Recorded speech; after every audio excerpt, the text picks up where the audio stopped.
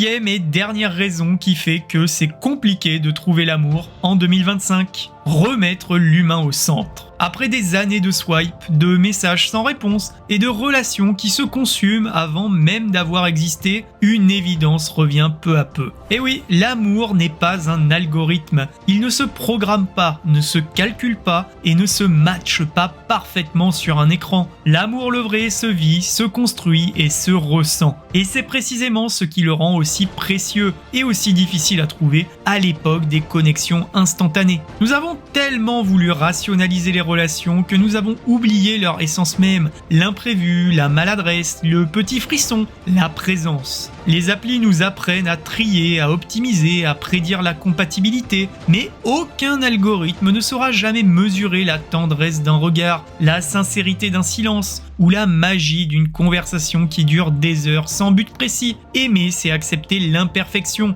le mystère et la surprise. Remettre de l'humain au centre, c'est aussi revenir à la simplicité, à la présence et à la vulnérabilité. C'est oser regarder l'autre sans filtre, parler sans stratégie, se montrer tel que l'on est. C'est oser dire « je ne sais pas » au lieu de prétendre tout contrôler. Oser se tromper, oser s'attacher vraiment. La modernité a rendu la rencontre plus accessible, mais elle a aussi rendu la sincérité bien plus rare. Et dans un monde saturé d'artifices, la vulnérabilité devient un acte de courage. Je suis sûr que vous avez connu ce moment. Une rencontre sans attente particulière, un regard échangé, une conversation qui s'étire naturellement. Il n'y a pas de profil parfait, pas de mise en scène, pas d'algorithme, juste deux êtres humains, ici et maintenant. Et soudain, tout paraît simple, évident, vivant. Ce n'est pas la technologie qui a créé le lien, c'est la présence, la sincérité et l'émotion brute. En 2025, remettre l'humain au centre, c'est un acte de résistance face à la froideur du monde digital. C'est choisir de ressentir plutôt que de calculer, de rencontrer plutôt que de flirter, d'aimer plutôt que d'attendre le bon moment. Parce qu'au fond, malgré la modernité et les algorithmes,